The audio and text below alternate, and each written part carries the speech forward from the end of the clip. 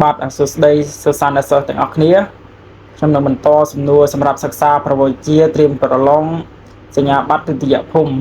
ផ្នែកប្រវត្តិវិទ្យាវិទ្យាសាស្ត្រពិត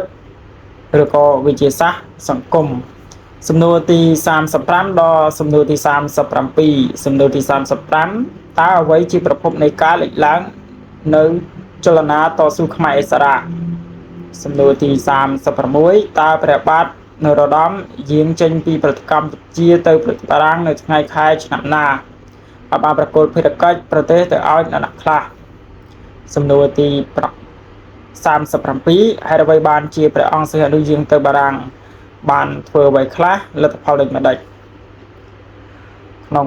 សំណួរនេះពាក់ព័ន្ធនឹងចន្លោះអន្តរកាលនៃរបប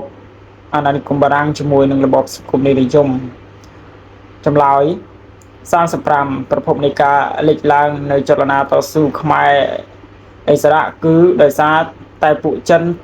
ជាតិនិយមដែលកាន់កាប់ភូមិភាគខាងជើងនៃប្រទេសវៀតណាមនិងពួកអង់គ្លេសបារាំងដែលកាន់កាប់ភូមិភាគខាងត្បូងបានប្រយុទ្ធគ្នាដើម្បីដណ្ដើមអាណានិគមនិយមរបស់ខ្លួនមកដល់ឆ្នាំ1946សង្គ្រាមទាមទារឯករាជ្យជាតិបានផ្ទុះឡើងដែលបានរីករាលដាលគ្រប់ទីកន្លែងពីពេញប្រទេសវៀតណាមហើយរីករាលដាលចូលប្រទេសកម្ពុជាបង្កើតឲ្យមានចលនាតស៊ូប្រដាប់អាវុធ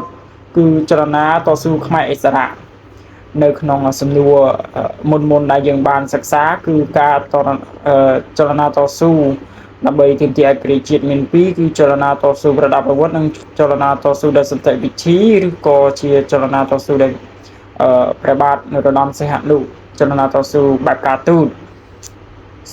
ចម្លើយទី36ព្រះបាទនរោត្តមយាងចេញពីប្រទេសកម្ពុជាទៅបារាំងនៅថ្ងៃទី9ខែកុម្ភៈឆ្នាំ1953ប្រគល់ភារកិច្ចទៅឲ្យព្រះបិតាគឺព្រះបាទនរោត្តមសុរាម្រិតនិងឯកឧត្តមប្រណុតដែលជាឧបនាយករដ្ឋមន្ត្រីចម្លើយទី37បានជាព្រះអង្គយាងទៅបារាំងគឺដើម្បីជួបជាមួយលោកប្រធានាធិបតីបារាំងរ៉ាងហ្សង់អូរីយ៉ូស្ដីពីបញ្ហាឯករាជ្យជាតិកម្ពុជាទៅដល់ប្រទេសបារាំងព្រះអង្គបានផ្ញើសារលិខិតទៅកាន់ប្រធានាធិបតីក៏ប៉ុន្តែជាលទ្ធផលត្រូវបរាជ័យគឺព្រះបាទសីហនុគាត់បានត្រៀមព្រះអង្គបានត្រៀមទាមទារឯករាជ្យជាតិមកជូនប្រទេសកម្ពុជាវិញដែលជាអន្តរកាលដែលធ្វើឲ្យប្រទេសកម្ពុជាឆ្លងទៅចូលរបបមួយទៀតគឺសង្គមរាជនិយមដែលយើងនឹងសិក្សាសំណួរនឹងចម្លើយបន្តនៅសំណួរខាងមុខវីដេអូខាងមុខទៀតអរគុណច្រើន